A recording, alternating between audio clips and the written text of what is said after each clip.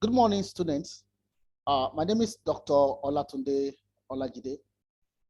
Today, we are going to be proceeding on um, legal issue in management, and we shall be looking at legal structures and the classification of business organizations. Legal structure and classification of business organization. This is important for you as a student of business management because in the course of your career, you will be interacting with different organizations. You should be able to understand how these businesses are recognized in law, so that you will understand their power, their responsibilities, their relationship with the owners, and how to interact with those businesses. It is important to note that what we are doing in this class is not all you require to know. It's just a guided reading. So you need, this session will be introducing to you the concept of business structure and classification of businesses under the English law. You will be expected to do further reading for you to have a thorough understanding of this aspect of business law. We start by looking at different categories of businesses under the English law. Generally, businesses are classified into corporate or incorporate. We have corporate businesses and we have unincorporated businesses. Now, the major difference is that in the case of an unincorporated business, there is no difference between the owner of the business and the business. So in an unincorporated business, the assets of the owner of the business can be used to offset the liability of the business.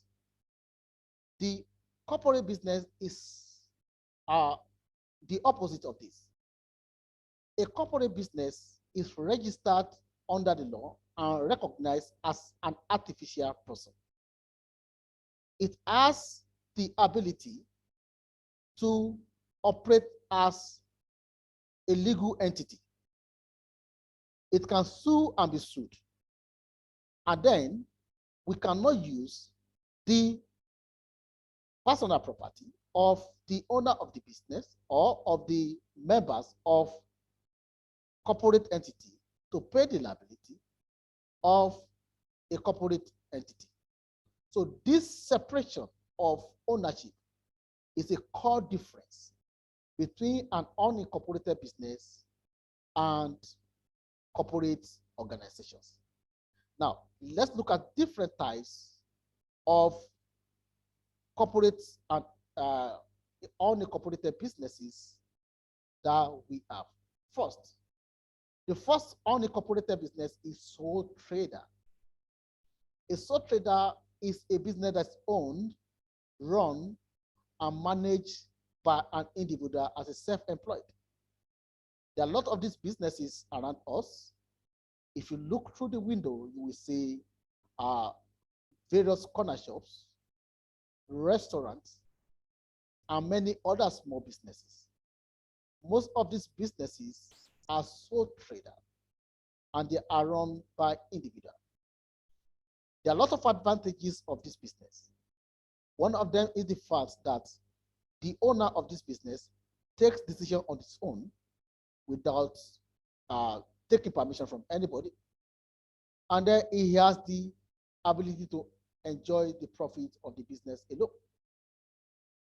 But the disadvantage includes that in the event of losses or in the event of liability, his personal business, personal asset can be used to offset the liability of the business. Indeed, he has the capacity or is vulnerable to becoming bankrupt if the loss of the business is huge and he has no capacity to pay the debt of the business. That means the failure of the business can also affect his personal well-being and financial status. Another type of unincorporated business is partnership business. A partnership is a relationship that subsists between one or two people whereby they agree to carry on business with the aim of making progress. So where two or more people comes together solely for the business, for the purpose of doing business for profit, it is called a partnership arrangement. A partnership is not usually registered under the company law. It's usually guided by what we call the deed of partnership. The deed of partnership is just an agreement between the partners regarding how the business will be managed, how the profits will be shared, and every other aspect of the business. The partnership is also guided by what we call Partnership Act of 1890. The Partnership Act of 1890 applies in situations whereby the deed of partnership has not taken care of some critical aspects of the business. One thing about partnership is that every partner has the right to partake in the profits of the business, depending on the agreement that has been entered to. It does not have to be equally shared. Also, the disadvantage remains that all partners are jointly and severally liable for the liability of the partnership. If you look at the case of Spicer Limited versus Mansell 1970, and the case of Blakemore versus Bellamy 1983, it was concluded that a partnership is not different from the partners. So there's no separation of ownership between a partnership business and a partner, or the partners rather. Now, we move now to corporate organization. Now, the corporate organization are companies generally. They're majorly companies that have been registered under the Company Act 2006. In law, a company is required as an entity that is distinct, different, and separate from the owner of the business. This is based on the conclusion in the case of Solomon versus Solomon Limited, 1897. Yes, let me put this on for you to see. That was decision that was taken in the case, we call it the locus classical case of Solomon versus Solomon and Co. Limited, 1897. In this case, it was concluded that the owner or a director or a shareholder of business cannot be held responsible for the debt or liability of a company. Now, we have two types of companies. We have what we call private companies, and we have what we call public company. A public company has its shares available to the public for subscription. And one of the characteristics is that there's a minimum of 50,000 pounds shares that must be issued by a public company, and then it must be paid off. A quarter of this share must be paid before a company can be registered as a public company, whereas this is not applicable to a private company. A private company cannot trade its shares to the public. And then a private company may have only one director, but a public company must have at least two directors. Before deciding on the type of business structure, it is important for a business owner to consider different factors. One of these is the liability for debts.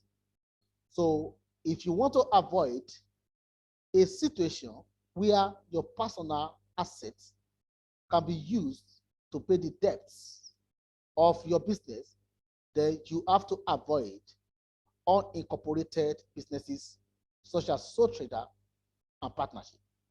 Then you may as well look for a company, whether limited, whether public or private company. Now, you have to look at your ability to raise finance. Companies generally have higher ability to raise finance than partnerships and sole proprietorship business. Then you may have to look at setup costs.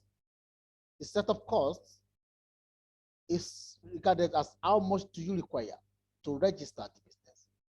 The procedure of registering a company is more cumbersome than that of a sole proprietorship business. Then, as a public, if you want your information not to be made available to the public, then you may not think of a company, because public companies are under obligation to report or to present their financial statements to the public. If you go to the internet and you search for the financial statement of a company like Tesco, then you will be able to get their current financial statement or past financial statement on the internet. It is made available to the public. Statutory obligations. There are a lot of statutory obligations that are placed on companies that are not placed on sole proprietorship business. For example, there's a responsibility on public liability company to hold annual general meetings. This is not required. There's an obligation on this business. It is not required in the case of an unincorporated business. There's an obligation on companies, to file returns. This may not be required for unincorporated businesses. Then you may also look at the tax implication of your business structure. For example, the company will pay what we call company tax. They are administered under company tax, whereas the sole business and sole proprietorship pays income tax. So you must look at all these before you decide on the appropriate business structure for your company. Now, how do we form a company? There are two ways you can form a company. You can form a company either by registering a new company in line with the provisions of the Companies Act 2006, or you may buy off a company we call them of the share purchase. Those are the two major ways by which you can acquire a company. Start your own company in line with the business, or you buy off an existing company. Then, when you form a company, it is important for you that you understand that there are different documents that guide a company. Majorly, we have what we call the Memorandum of Association and the Articles of Association. The Memorandum of Association governs the external relationship of the business. For example, the Memorandum of Association, we have the object clause of the company. So the object clause is what the company is made to do. Indeed, the position of law regarding lending to company is that a banker, for example, is not allowed to lend money to a company on a business that is not indicated in the object clause. That is not indicated in the object clause. So that has to do with the external relationship of the business. Then the internal management of the business is contained in the Articles of Association. This has to do with relationship of the directors among themselves, the management of the companies, and every internal rules. Let's talk about how companies get funds to run their business. There are two ways by which companies get funds. They can get funds by issuing share capital. Don't forget, a public company, when they need to raise money, can go to the public and sell shares to the member of the company. A private company can issue new shares to the existing shareholders to raise funds. So share is one of the ways by which a company can raise shares, raise funds. There are different types of shares, like ordinary share, like preference shares, but we are not talking about that in details today. Another way by which company can raise money is by loan. The company can take loan, they can take overdrafts from banks, they can take normal bank loans, and they can take debenture.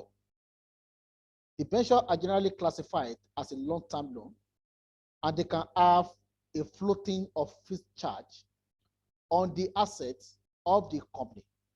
But that is not the area of focus for today. They can also raise money by selling some of their assets. They can sell their debts to what we call factor company, who will buy these debts from them and then pay them while the factor companies try to recover this money from the debtors. Then they can look at venture capitalists who are looking for where to invest their money. If a company is about to fail, what can we do to protect the company from failing? One, we can look at administration orders, whereby the court appoints someone to manage the company. In a situation whereby the directors has been found incapable of running the company. We can have voluntary arrangements whereby the creditors of companies come together and decide to forego part of their loan or credit to the company.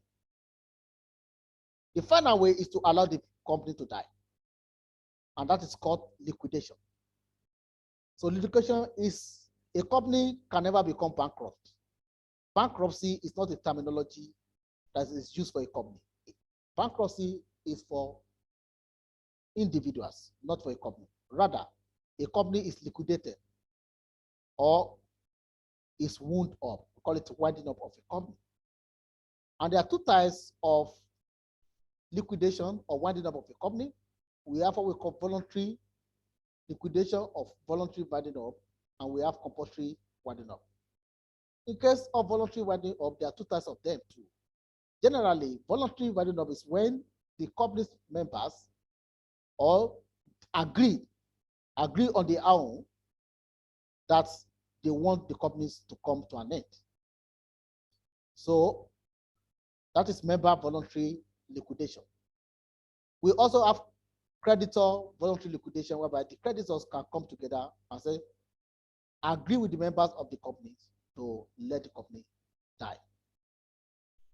So then we have the compulsory liquidation that happens when the court is forced to liquidate the company. Creditors or members can apply to the court for a company to be brought to an end. When the company has been brought to an end, the assets of the business must be disposed and converted to cash. And the money is shared, is used to pay first secured creditors, then unsecured creditors, if anything remains, and if anything remains, then the shareholders. So this all we have got to cover about business structure and organization. The summary of what we have done today is we have looked at the two different types of business structures that exist under the English law. We have looked at different examples of this structure of these businesses. We have briefly compared a limited company with a private company. We looked at how companies are formed. We also considered factors to be looked at or to be reviewed before deciding the appropriate business structure. We went further to look at the two major documents that guides the management of a company. Look at the sources of funding or sources of finance for companies.